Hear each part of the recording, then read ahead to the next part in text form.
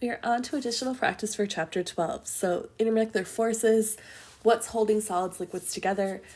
And remember, in this chapter, we are learning some new concepts, yes, but we're pulling together a lot of concepts that you guys already know and hopefully you've remained comfortable with. So we're going to pull a lot of things together that we've already seen, just kind of solidify a lot of the things that we've already covered, and add some new spins to some of the stuff we've learned. Example 1.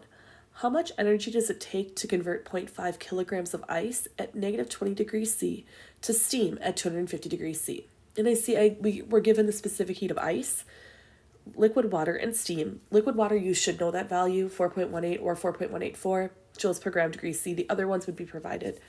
Delta H diffusion, delta H vaporization. When you get a question like this, my recommendation is to draw a picture. Draw in this case, it will be a heating curve because we're going from negative 20 degrees C to 250 degrees C. Draw the heating curve so you can see all the different points you need to pass through. Remember, if we're increasing in temperature, that's an increase in kinetic energy. If we're undergoing a phase change, that's an increase in potential energy. And we treat them differently. The math is different. Also note that you do have 500 grams here because you have 0.5 kilograms. We will need grams in our calculations, so go ahead and make sure not to notice that it does say kilograms. You do need to convert that to grams. So let's go ahead and draw your curve. We've got ice, negative 20 degrees. We're going to heat it up, start heating it up. We know when water hits 0 degrees C, that is its melting / freezing point. So water will melt and or freeze at 0 degrees C. We need to heat it up past this point though, but first we must undergo a phase change. So we undergo our phase change at 0 degrees C. We'll write this numbers in a sec. Then we start heating it up again, and we're going to heat it up to 100 degrees C, where it's going to then boil. We undergo a second phase change where water is turned to water vapor, and then we start heating up again one last time until we reach 250 degrees. So we're getting this up to 250 degrees C. We're starting at negative 20 degrees C. And we have phase transitions at 0 degrees C and 100 degrees C. When you are heating up, you're going to use the MCAT equation. That is your change in kinetic energy. So we're going to call this Q1.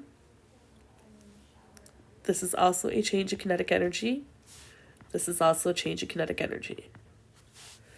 When you're undergoing a phase change, this is an increase in potential energy. And that's when we do a stoichiometric calculation.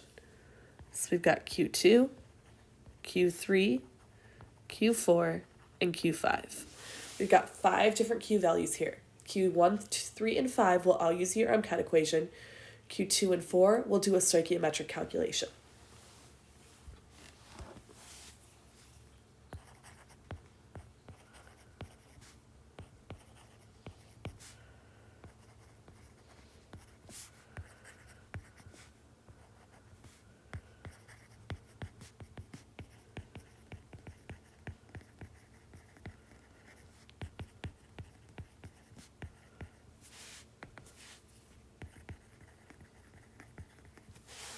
So let's go to it. Q1, our MCAT equation, we have 0.5 kilograms, so 500 grams. It does have 3 sig figs there, so I do need to put a decimal place here. 500 grams times Q1 is heating up from negative 20 degrees C to 0 degrees C. So that is ice, so I need to use the specific heat of ice, 2.09 joules per gram degrees C. Final temperature would be 0 degrees C when it undergoes its phase change. Initial temperature, negative 20 degrees C.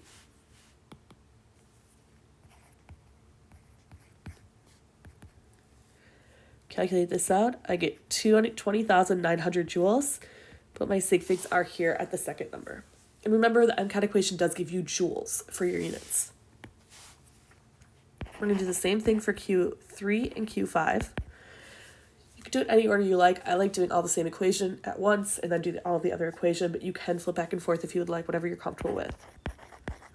500 grams Now I've got the specific heat of water, because now I'm looking at heating between 0 degrees and 100 degrees for water, 4.18 joules per gram degree C. Final temperature will be 100 degrees C, initial temperature 0 degrees C. 209,000 joules, and sig figs are here. I know those numbers look similar, but they're magnitude different, so please be careful with what you're writing down. And Q5, 500 grams, specific heat of steam, 2.01 joules per gram degree C. Using steam now, because this is for the temperature change between 100 and 250 degrees C. Final temperature, 250 degrees C. Initial temperature, 100 degrees C. And here, it requires 150,750 joules of heat. My sig figs are here. Now I can go ahead and do Q2 and Q4. Q2, this is a stoichiometric calculation. So I've got 500 grams of water. Convert that to moles of water.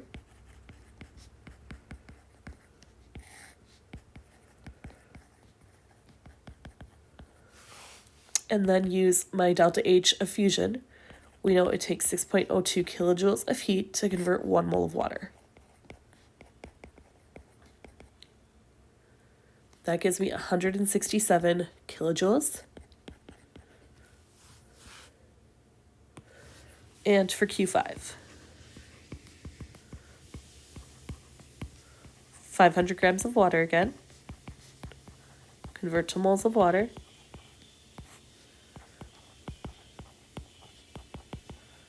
Now I'm going to use my delta H vaporization, because now I'm looking at the amount of heat required to vaporize this sample. So 40.7 to 1 mole of water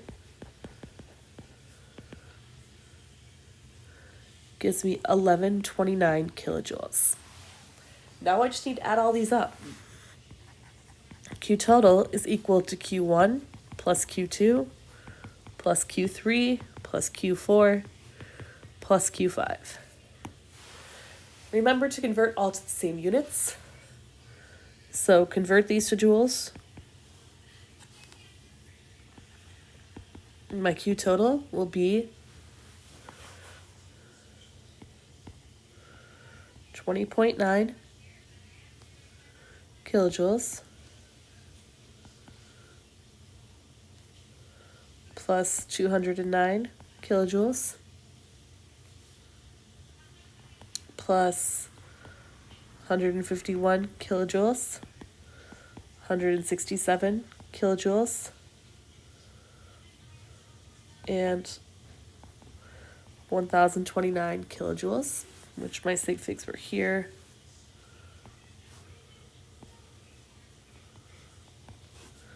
And my Q total, 1677 kilojoules, which I need to round to the tens place because of my sig figs over here. So Q total, 1680 kilojoules. So again, it's all things you've done. It's all things you've seen. You've used the MCAT equation before. You've done the stoichiometry with the phase transitions before. We didn't refer to it per se as a phase transition, but it is the heat evolved or either evolved or absorbed during that phase transition. You've done all this before. Now we're just pulling it all together. What phases are present at point F on the phase diagram? This one is also in your notes. I didn't think about that. I didn't have a nice picture to put in for a new picture. But just remember what these look like when you're looking at these phase diagrams. You've got your solid phase,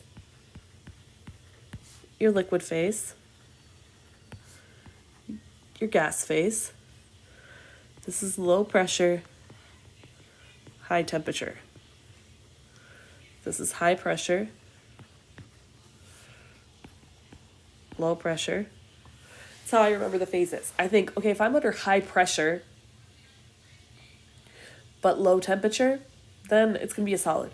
If I'm under high pressure but a higher temperature, it's got more power, it's got more movement around, so it's going to be a liquid. If I'm under a low pressure but a high temperature, those particles have a lot of movement around, they can break up those IMFs, they're going to form a gas. That's how I remember the different phases. I don't know if that helps you or not, but hopefully you guys can either that or just remember where everything is. But I want to know what phases are present at point F on your phase diagram. Here we are between a gas and a liquid. Number 3, steam at 100 degrees C was passed into a flask containing 275 grams of water at 21 degrees C, where the steam condensed. How many grams of steam must have condensed if the temperature of the water in the flask was raised to 76 degrees C? Gives you delta H vaporization of water and the specific heat of water. This always autocorrects to lowercase a. And clearly, I fixed that PowerPoint a few times now and keep saving the wrong file. Okay, so what's actually involved here? How much was required? I want to know how many grams of steam had to condense if the temperature of the water was raised up to 76 degrees C from 21 degrees C. Well, first, let's figure out how much heat that required. The Q of the water, I have 275 grams of water. I know the specific heat of water is 4.18 joules per gram degree C. And I know that the final temperature was 76 degrees C, the initial temperature was 21 degrees C. This gives me 63,200 joules, or 63.2 kilojoules.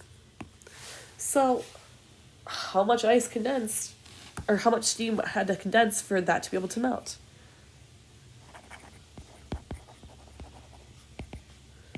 I need 63.2 kilojoules. I know 1 mole of water has a vaporization of 40.7 kilojoules. I should say, sorry about that, 40.7 kilojoules, not 100, not your boiling point. 40.7 kilojoules. How many grams? 18.02 grams. H2O, it's still H2O whether it's ice, water, or steam, to 1 mole of water, to 1 mole of H2O. So 28 grams. Basically, 28 grams of steam had to condense to be able to raise the temperature of 275 grams of water from 21 degrees C to 76 degrees C. What about intermolecular forces? That's another big part of this chapter, overcoming these forces. But first you have to identify what kind of forces they have. What about carbon tetrachloride? Well, carbon tetrachloride means carbon, chloride means Cl, and tetra means 4. So CCl4. You can draw out the Lewis structure for this. If you add this up, chlorine each has 7 valence electrons, carbon has 4, overall 32. So you've got carbon. Connect your outer atoms first, then put your lone pairs.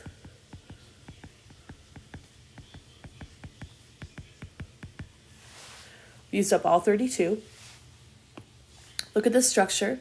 I've got 4 areas of electron density, which means I've got a tetrahedral electron geometry. Draw it out.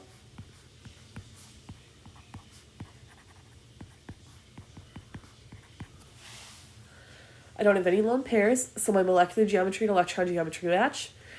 And I see that all of those positions are completely equivalent, so carbon tetrachloride just has LDFs. What about methyl chloride? Methyl just means CH3, chloride means Cl.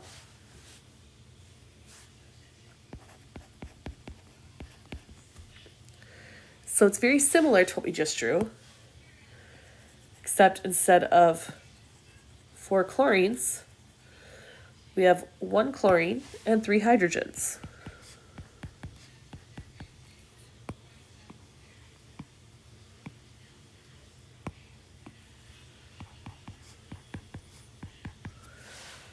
What about now? We still have LDFs because we always have LDFs, right? But this molecule is definitely polar.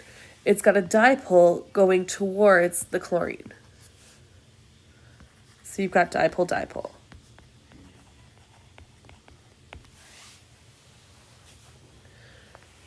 Phosphorus trichloride. If you drew out phosphorus trichloride,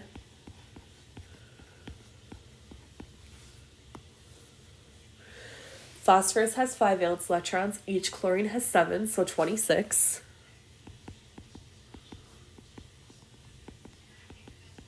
I've only used up 24, so I put a lone pair on my central atom.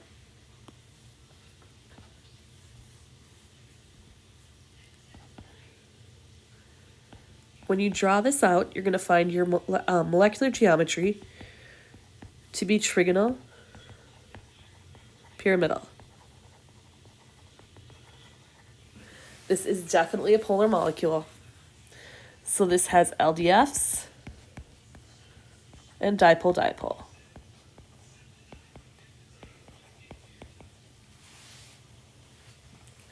What about phosphorus pentachloride? Well, 5 chlorines, penta means 5, so phosphorus and 5 chlorines, PCl5. 5 chlorines, 7 valence electrons each, that's 35, plus phosphorus is 40. If you drew this out, Lewis structure,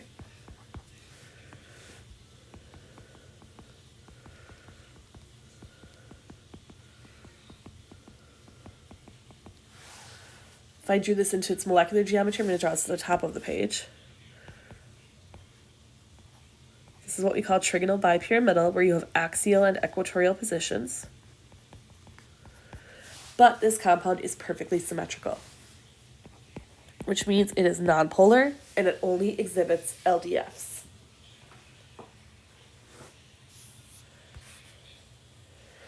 The vapor pressure of benzene is 100 millimeters mercury at 26.1 degrees C and 400 millimeters mercury at 60.6 degrees C. What is the boiling point of benzene at 760 millimeters mercury?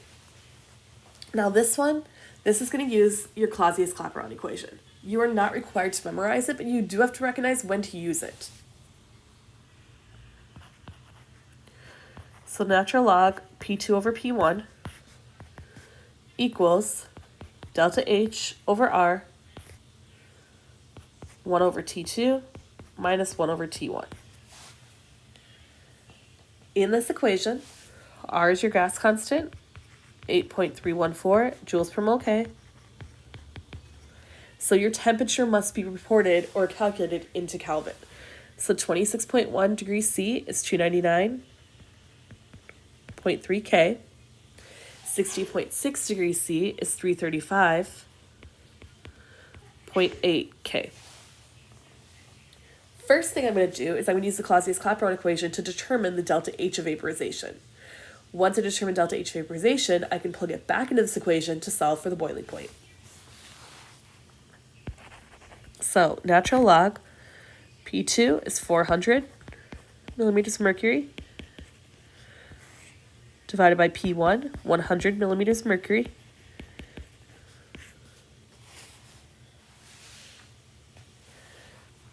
equals delta H, 8.314 joules per mole K,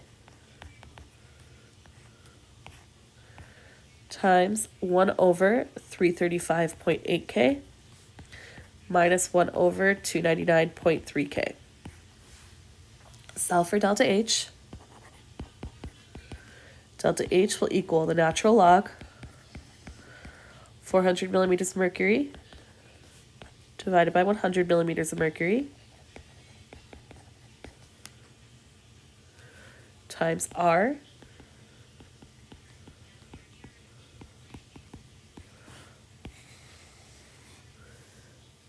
divided by 1 over 335.8 K minus 1 over 299.3 K.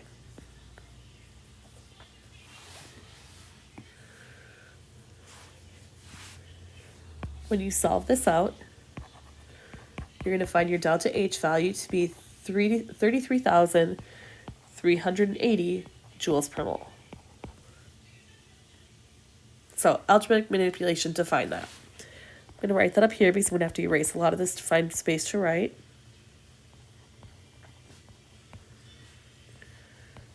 So pause the video if you need to, because I do need to erase this stuff. Now that I have my delta H value, I can go ahead and plug that back in to find the boiling point of benzene at 760 millimeters of mercury. So natural log 760 millimeters of mercury divided by 100 millimeters of mercury. It doesn't matter if you use 100 or 400, as long as you keep your values correlated, so your temperature's correlated to your pressures. I just use 100 because it's the first one. 33,380 joules per mole divided by R, 8.314 joules per mole K, times 1 over 299.3 K minus 1 over T2. Let's simplify. This natural log of 760 over 100 is 2.028.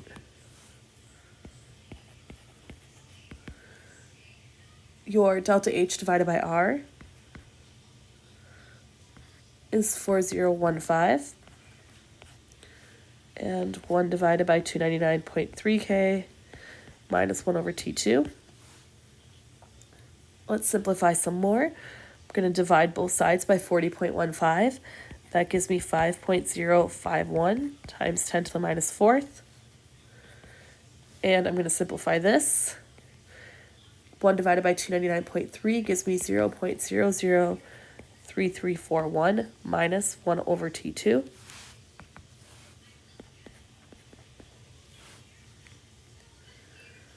Subtract this from both sides. Minus 0.002836 equals negative 1 over T2. Solve for T2, and I get 353K, which, back down to Celsius, 79.6 degrees C. So it's just a lot of algebraic manipulation. You do have to recognize to use the Clausius-Clapeyron equation, but other than that, it's a lot of algebraic manipulation to get there.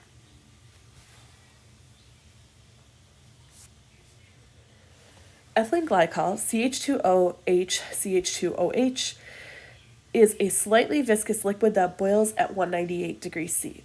Pentane, C5H12, which has approximately the same molecular weight as ethylene glycol, is a non-viscous liquid with a boiling point of 36 degrees C. Explain what's causing the difference in boiling points. Easiest thing to do when you're thinking about concepts like this, where why is the boiling point so different, is think about what are their intermolecular forces, because that's probably what's causing the difference. If I draw out ethylene glycol, I've got CH2OH.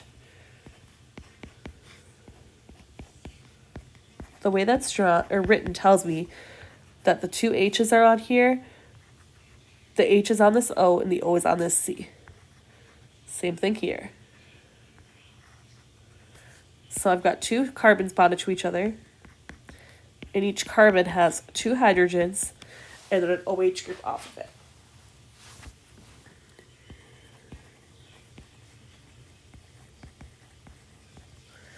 If I look at ethylene glycol here, I see, if I actually drew in the lone pairs, which I don't do very often, but here, I've got hydrogen bonding capabilities. Not only is this molecule, everything has LDFs. It's polar. It's polar because they're pulling opposite of each other. It can cancel each other out, yes. But the biggest thing is it's got hydrogen bonding.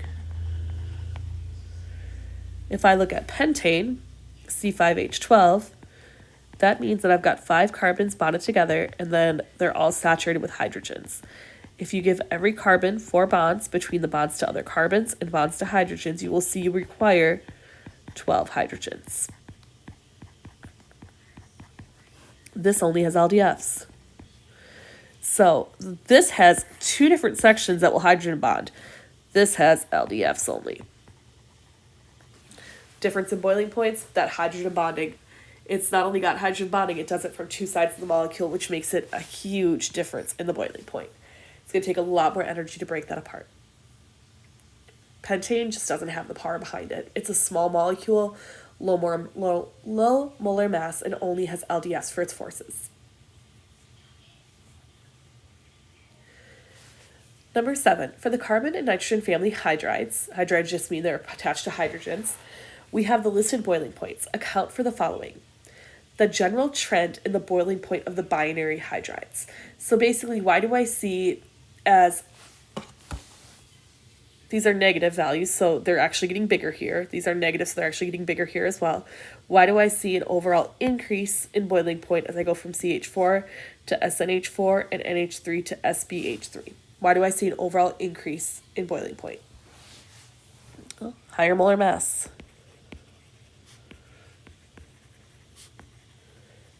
Means they're more polarizable.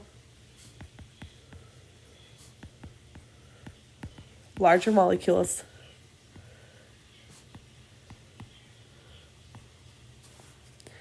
So larger boiling points. What about the unusual boiling point of ammonia? Why is ammonia so much higher? NH3 is ammonia, and I see it's negative 33.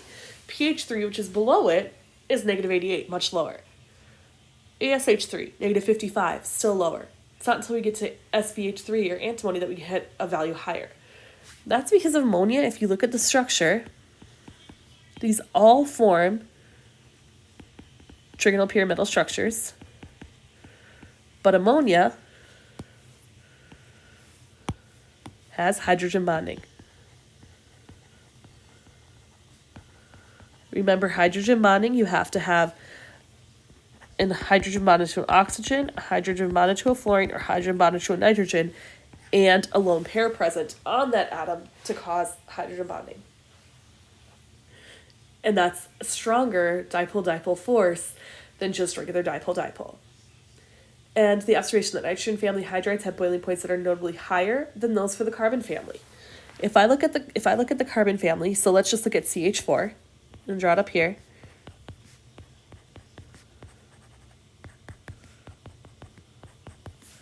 This has LDFs. All of these are going to have the same structure because they all have the same number of valence electrons. If I look at ammonia, or let's just look at pH3 so we're not dealing with hydrogen bonding.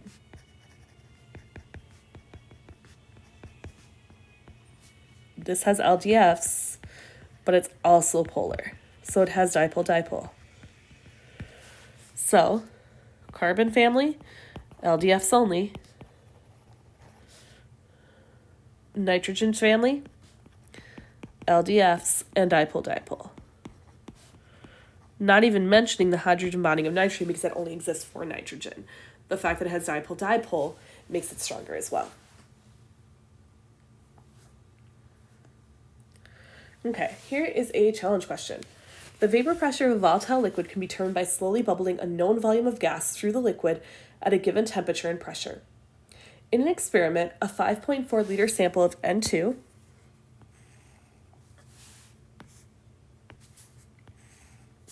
at 20 degrees C and 745 millimeters of mercury is bubbled through liquid isopropanol, C3H8O, at 20 degrees C. Nitrogen containing the vapor of isopropanol at its vapor pressure leaves the vessel at 20 degrees C and 745 millimeters of mercury. It is found that 0.6149 grams of isopropanol has evaporated. I want to know the following. How many moles of N2 are in the gas leaving the liquid? Let's answer that question first. So how many moles of N2 are in the gas leaving the liquid? Let's use our ideal gas law. PV equals nRT. I want a number of moles. So N is equal to PV over RT. My pressure is 745 millimeters of mercury.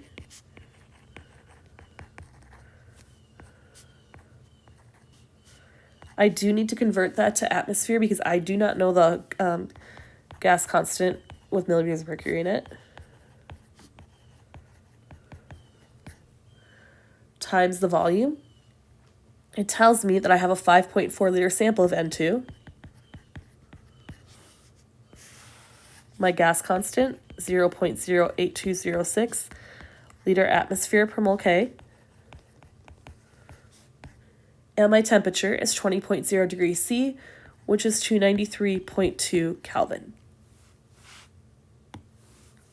So millimeters of mercury have canceled, liters have canceled, atmosphere's canceled, Kelvin's canceled, and I've got per mole, which means mole for my numerator. And I calculate this out to be 0.220 moles of N2. So number of moles of N2, 0.220 moles.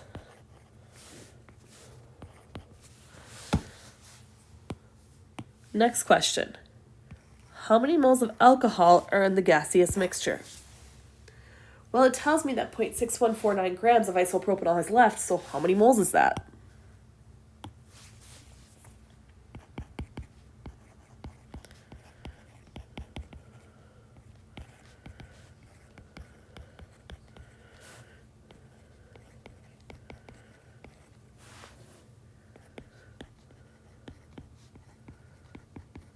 If I add up the molar mass of C3H8O, I find it to be 60.09 grams per mole, which gives me 0.0102 moles of isopropanol.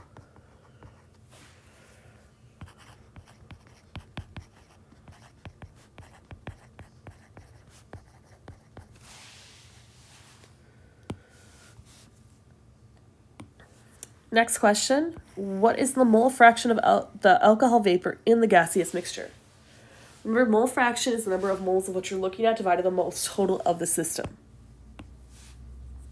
So I'm going to erase this, so we've got the moles written above. If you need to write this down, write it down, but I'm going to erase it all, because we do need space. So mole fraction, I know I have 0.0102 moles of my isopropanol. And in the whole mixture, I have 0.220 moles of N2 and 0.0102 moles of my alcohol, which means my mole fraction of the alcohol is 0.0443, and we write that as an X for mole fraction. There's no units here because moles have canceled out. What is the partial pressure of the alcohol in the gaseous mixture? We learned partial pressure in our gas laws chapter, module 6. So partial pressure C3H8O is equal to our total pressure of the system times the mole fraction of the species we're looking at. So 745 millimeters of mercury is the total pressure of the system times my mole fraction, 0.0443. Gives me 33.0 millimeters of mercury, and you can convert that to atmospheres, 0.0434 atmospheres.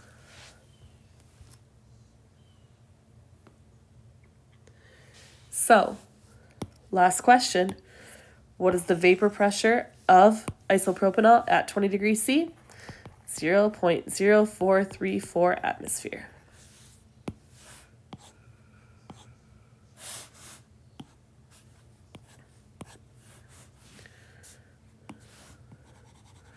It's a big question. It's a challenge question.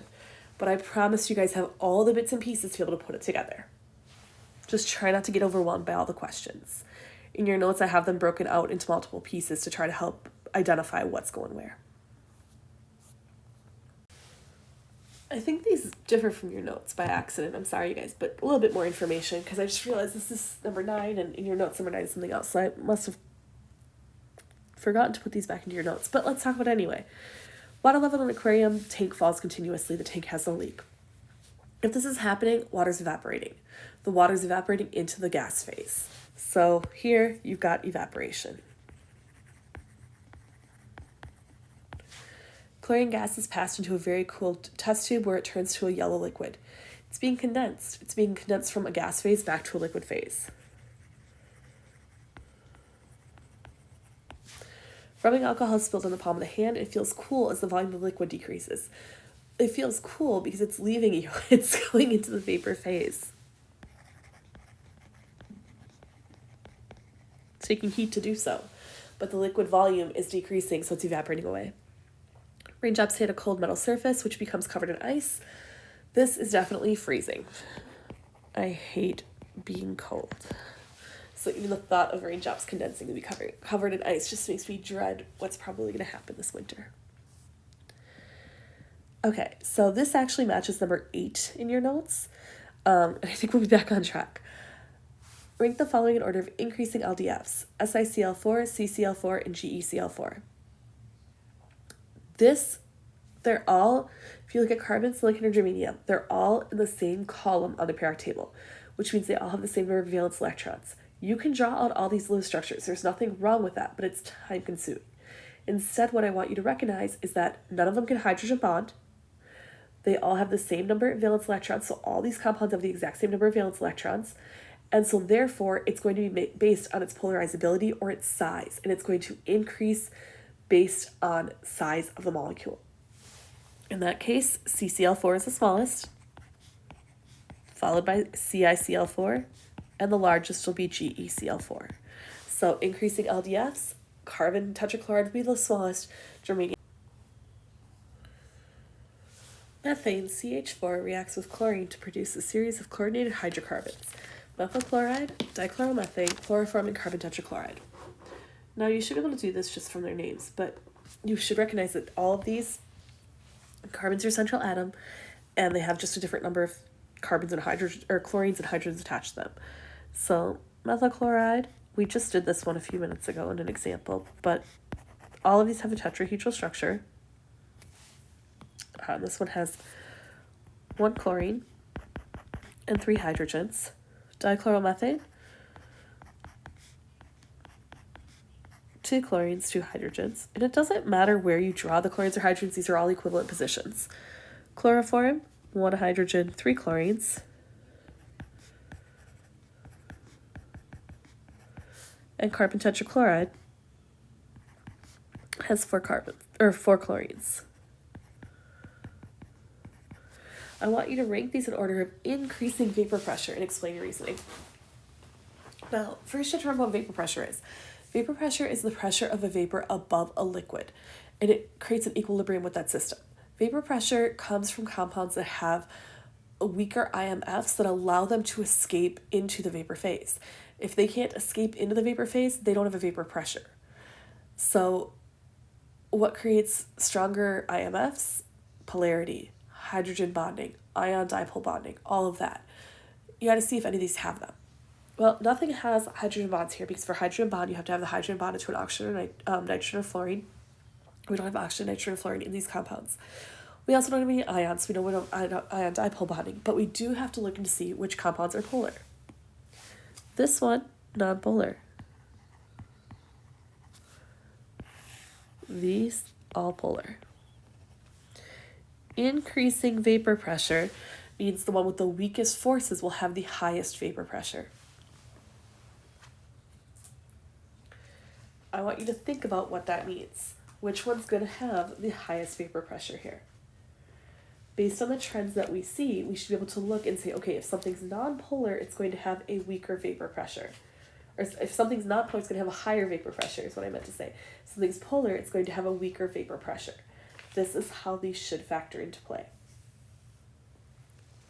Now, the truth is, what we actually find, so if that was the trend, we would expect this to have the highest vapor pressure.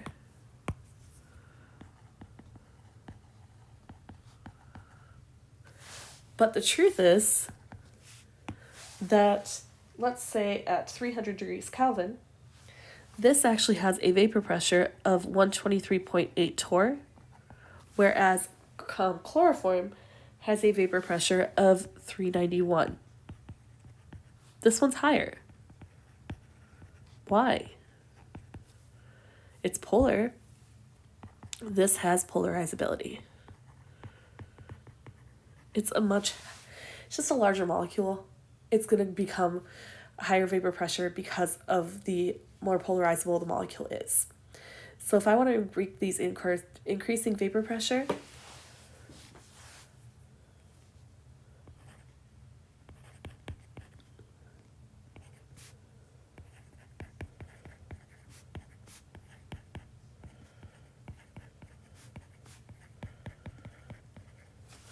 the others follow suit.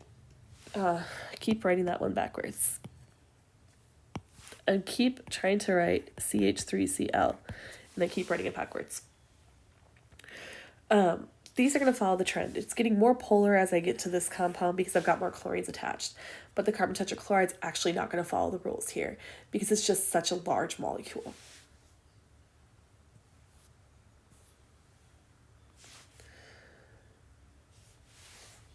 You are presented with 3 bottles, each containing a different liquid. Bottle A's label states it's an ionic compound with a boiling point of 35 degrees C.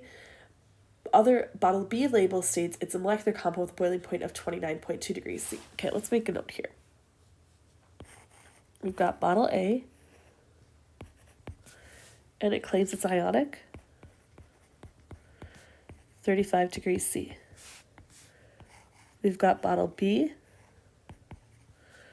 it claims it's molecular, and has a boiling point of 29.2 degrees C. And we've got bottle C, claiming to be molecular, with a boiling point of 67.1 degrees C. Which of the compounds is most likely to have an incorrect label? What do you guys think? If something is ionic, it's going to have the strongest intermolecular forces. It's going to take the most energy to break it apart. So do we expect an ionic compound to have a boiling point of 35 degrees C? Probably not. Which of the compounds has the strongest IMFs? The ones with the strongest IMFs is going to have the highest boiling point, so it's going to take the most energy to break it apart. And which compound would have the highest vapor pressure?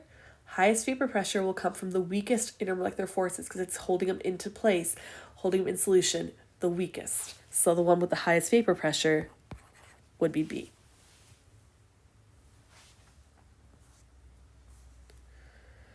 Suppose a phase diagram of a particular substance has a fusion curve with a positive slope.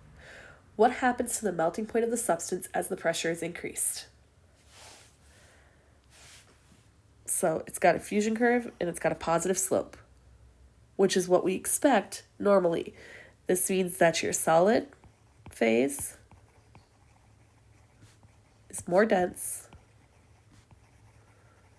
than the liquid phase.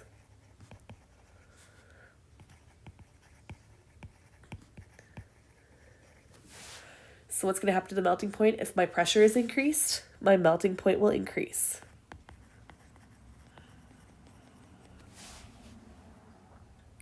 I'm putting more pressure onto it. It's going to take more energy to break that back apart. Which is expected to be more dense, the solid phase or the liquid phase? Well, density is your mass over your volume. Your mass is staying constant here. Volume is temp dependent.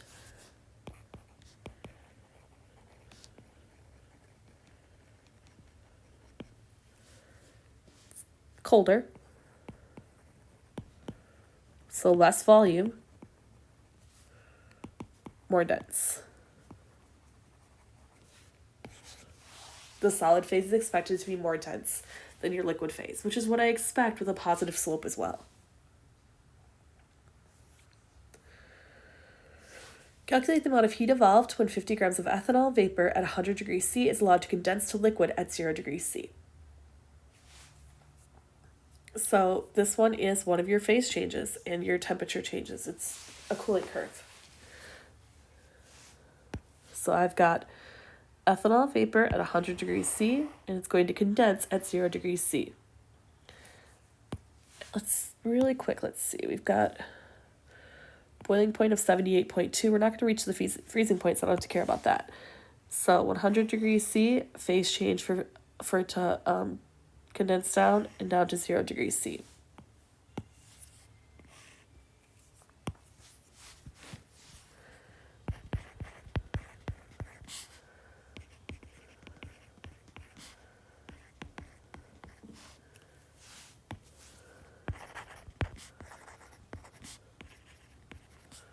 Q1 and Q3 are my kinetic energy, and here my kinetic energy is decreasing.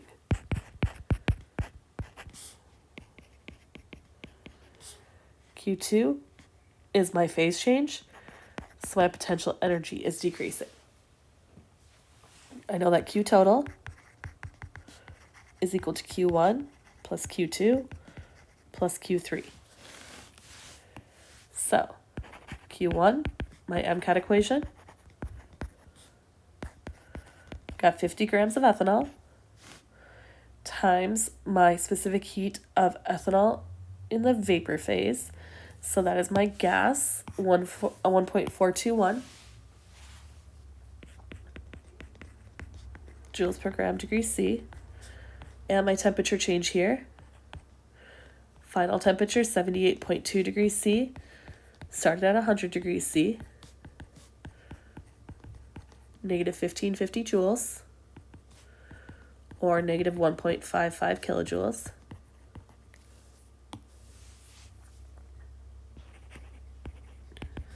Q3 is also an MCAT equation. 50 grams of ethanol, but this time liquid phase. 2.419 joules per gram degree C.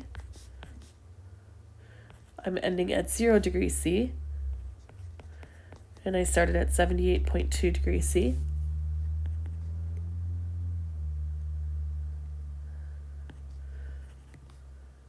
For all, negative 95 kilojoules, converting that straight to kilojoules. And Q2, my phase change, got 50 grams of ethanol, convert that to moles of ethanol. Ethanol has a molar mass, tells us on here, 46.068 grams. And my delta H vaporization, using vaporization because I'm going from gas phase to liquid phase, 43.5 kilojoules per mole. And I need to check my calculation here because I didn't write it down.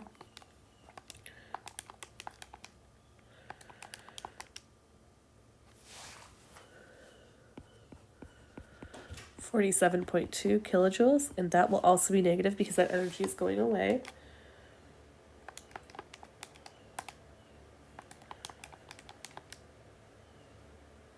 And 1 second, this one I wrote down wrong.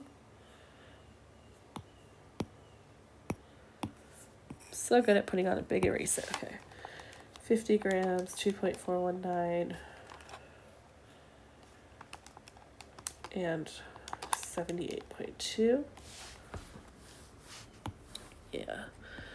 Negative 9458, which is negative 9.46. Add all of these up.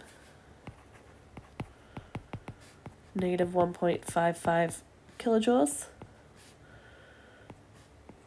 Negative 9.46 kilojoules. Negative 47.2 kilojoules.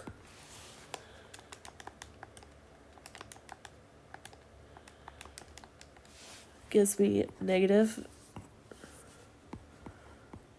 58.2 kilojoules. So the amount of heat evolved, 58.2 kilojoules. Evolved because I need to release that amount of heat, to condense that ethanol down. In each of the following pairs, which is more polarizable? Remember, polarizability comes from your size of your molecule. Think about those bubbles we talked about, the giant bubbles, and how much that electron cloud can be distorted. H2O and H2SE. H2SE wins. CH3, CH2, CH3 versus CH3, CH2, CH2, CH3. This wins. It's bigger. Br minus and Cl minus. And CCl4 versus CH4. So this case, I'm just talking about size. Arrange the following in order of increasing boiling point. CH3OH, this is methanol. This has LDFs, as does everything. This also has dipole-dipole and hydrogen bonding. This, ionic. This only has LDFs, and this only has LDFs. I want this in order of increasing boiling point. Helium will be the smallest because it's only got LDF since it's the smallest molecule. Ethane will be next. It's only got LDFs, but it's bigger than helium. Methanol will come next because it's LDFs, dipole, and hydrogen bonds, followed by KNO3 because it is a ionic compound. In each of the following pairs, which is more volatile, and explain why? CCl4, CBr4. CCl4. It's more volatile because it's a smaller, less polarizable molecule.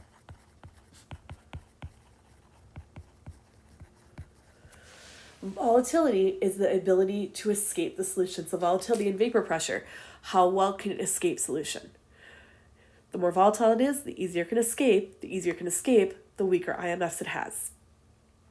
CH3CH2OH or CH3CH2CH3. Propane over ethanol. Because again, this case, it's all about polarizability. In this case, ethanol has dipole and hydrogen bonding in addition to its LDFs.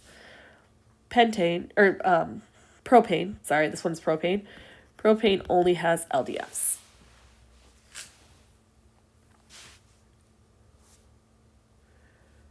What types of intermolecular forces are present in each substance? It is helpful to draw these out if you cannot see them. I'm not going to draw them out on these slides, but I want you guys to think about how they're connected if you're not seeing these quickly. Everything, when it says what types, everything has LDFs.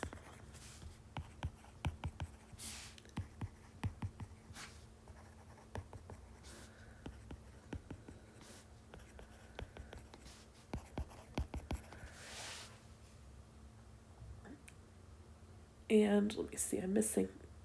There's one more on your slides that's not listed here. Ethanol. Okay.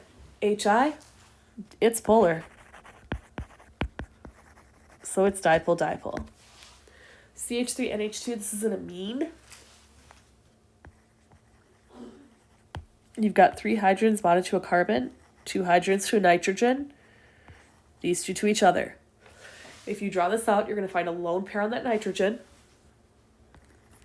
This is dipole. It's also hydrogen bonding. CH3CH2O, CH2CH3. This is drawn out just like it's written. These bonded here, here, and here, and they're all connected in a chain. So you've got the carbons with the oxygen sandwich between the two and all its hydrogens. This is LDF, and it's weak, but it does have a dipole. It's weak because it's sandwiched in between the oxygen's sandwiched in between the two carbon chains. H3PO4, phosphoric acid. It's an oxy acid, which means the hydrogens are bonded to the oxygens. And it does undergo hydrogen bonding. SiH4, if you draw this out, you're going to find it's a tetrahedral structure, completely nonpolar, and only exhibits LDFs. pH3, if you draw this out, you're going to find it's trigonal pyramidal. It has a lone pair on your phosphorus, and it is dipole in addition to its LDFs. C6H6, this is a benzene ring. We draw it like this. There's carbon at each one of these corners, and each carbon has 1 hydrogen. It only has LDFs. And methanol, if you draw this out, these 3 hydrogens are attached to this carbon. This hydrogen is attached to this oxygen, and the oxygen is also attached to the carbon. It's got LDFs, dipole, and hydrogen bonding.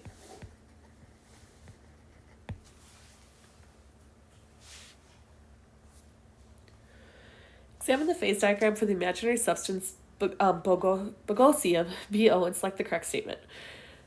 BO has lower density than BO. BO solid has lower density than BO liquid. Nope, because it has a positive slope. The triple point for BO is at a higher temperature than the melting point. Well, my triple point's right here. This is my solid, liquid, gas. This represents my boiling point. So, no. To go from a solid to a liquid, no, my triple point's not higher. BO changes from a solid to a liquid as one follows the line from C to D. No. It changes from, BO changes from a liquid to a gas as one follows the line from C to D. No. Point B represents the critical temperature and pressure for BL? Yes. That is correct.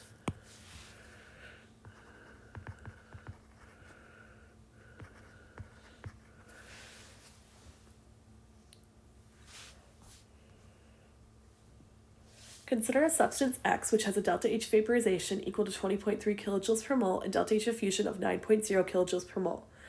The melting point, freezing point, and heat capacities of both of the solid and liquid X are identical to those of water.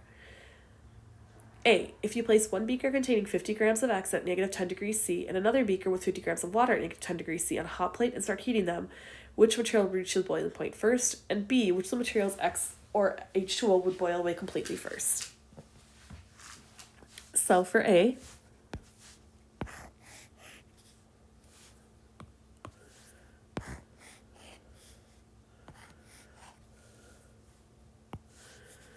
I've got 50 grams of X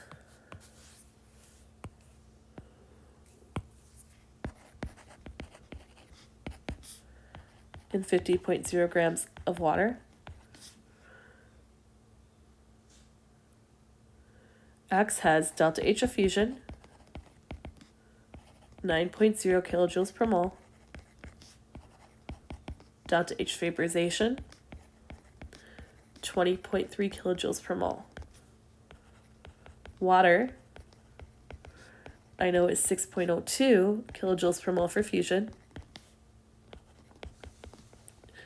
and 40.7 kilojoules per mole for vaporization. They have the same heat capacities.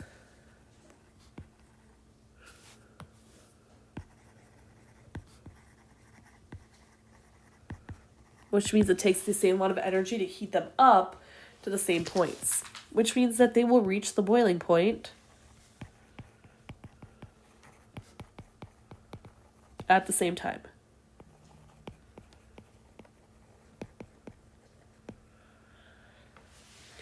But which of the materials will boil away completely first?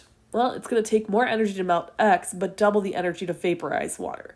So to boil away completely, water takes longer. So that means that X would boil away completely first.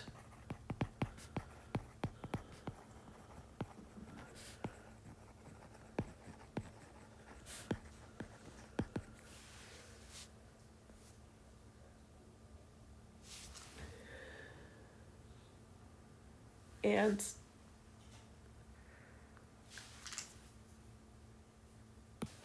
so somehow I cannot seem to get the right PowerPoint uploaded to download to GoodNotes to get these last two questions in here. But the last two questions in your notes, I'm just going to write them out by hand and answer them by hand on paper on here, so it's just easier. So what's listed number 19 for you says, consider water, which has a heat of fusion of 6.02 kilojoules per mole.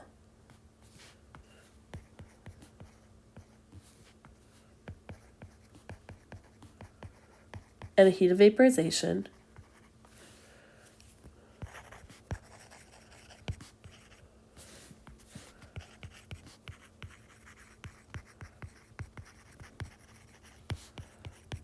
of 40.7 kilojoules per mole.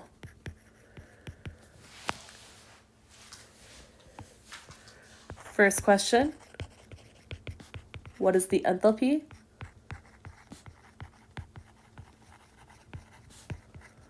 of freezing of water? For this, I need you guys to think about what this means. Heat of fusion, how much does it take to melt something? The melting and freezing points are the same point. Something melts where it freezes. So if it takes 6.02 kilojoules per mole to melt water, it's going to give off negative 6.02 kilojoules per mole to freeze that water. And same thing for the second part. What is the enthalpy of condensation of water?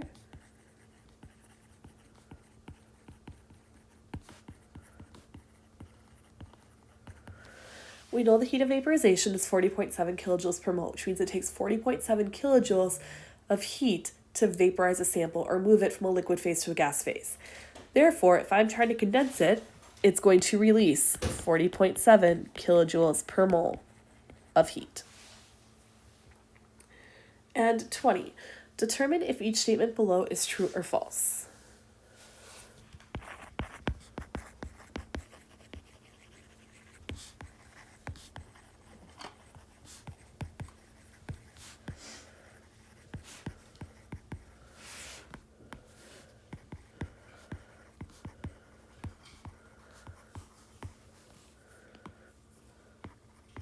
If true, comment on the significance of the statement, and if false, correct it. So the first one says, for most pure substances,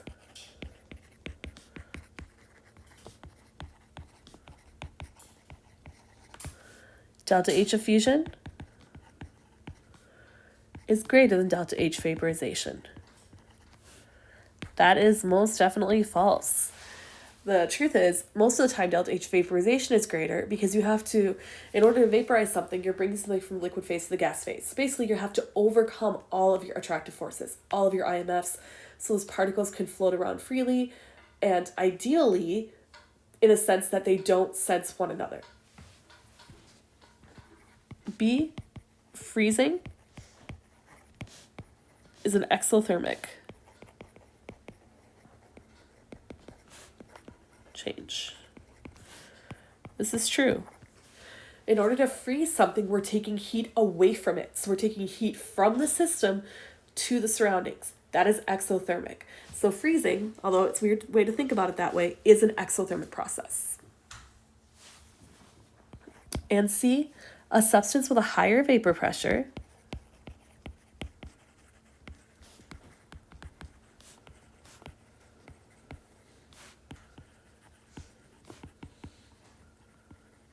at a given temperature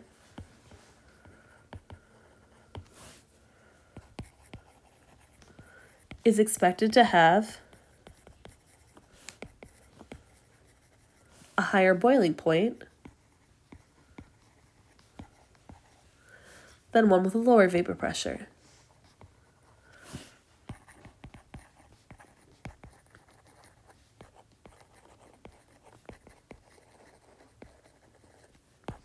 Also false. Remember what vapor pressure means. Vapor pressure is the pressure of the vapor of the gas above its liquid. And vapor pressure comes from molecules that are easily volatile, that have lower IMFs, and can easily escape solution. So if a substance has a higher vapor pressure, that means that it has a lower boiling point because it can more easily escape solution.